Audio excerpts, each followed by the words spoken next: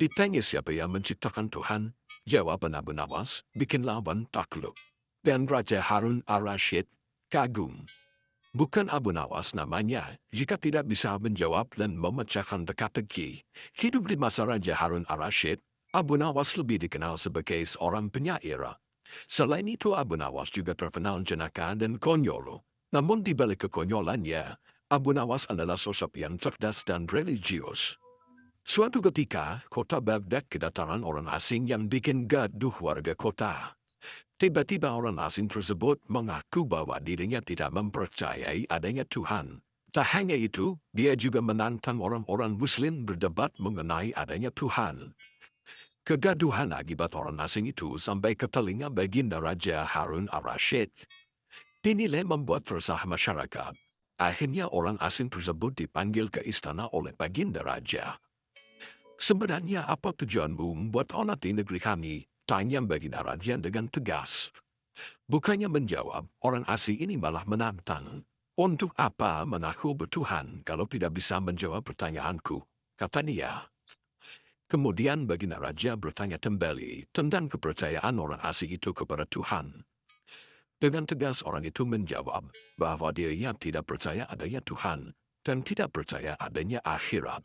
Tapi aku dan rakyatku percaya adanya Tuhan. Berarti keyakinan kita berbeda. Jadi jangan ganggu rakyatku, kata baginda Raja. Namun orang asing itu malah mengajukan pertanyaannya harus dijawab. Baginda Raja pun mempersilahkan. Orang Islam meyakini bahwa dunia dan seisinya adalah ciptaan Allah. Lalu siapakah yang menciptakan Tuhan?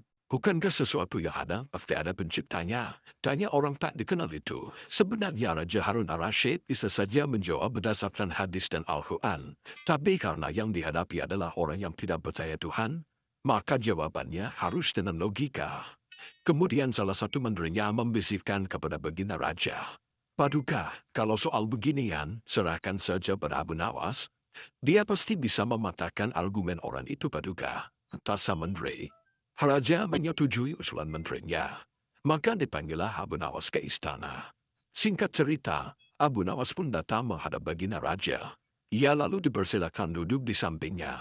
Ada apa Paduka? Kenapa tiba-tiba memanggil hamba? Tanya Abu Nawas. Begini ya Abu Nawas, orang asing ini tidak percaya adanya Tuhan. Dan dia mengajukan pertanyaan, tapi jawabannya harus masuk akal. Ujar baginda Raja. Kemudian Abu Nawas menatap orang asing tersebut. Oh, ini orangnya yang bikin geger kota Baghdad. Kumam Abu Nawas dalam hati.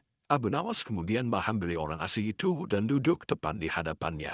Silahkan, apa yang ingin kau tanyakan? Kata Abu Nawas. Dengan penuh kesombongan, orang asing tersebut memulai pertanyaannya. Anda kan sebagai orang Muslim, tentu percaya bahwa segala sesuatu, baik yang terlihat maupun yang tidak terlihat, pasti ada yang menciptakan. Kata dia.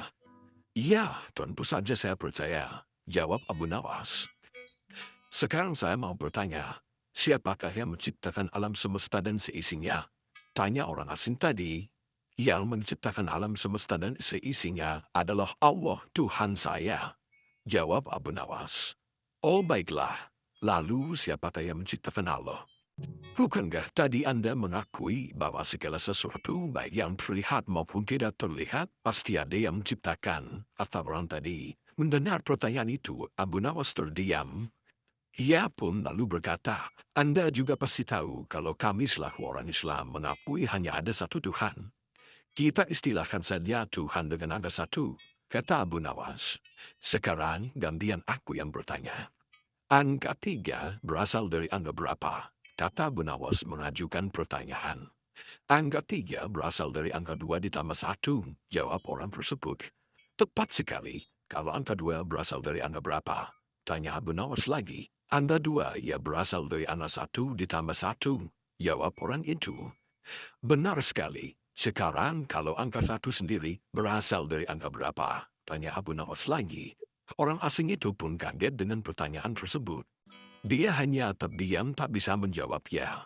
Kemudian Abu Nawas berkata kembali. Pada intinya, semua angka pasti ada awalnya.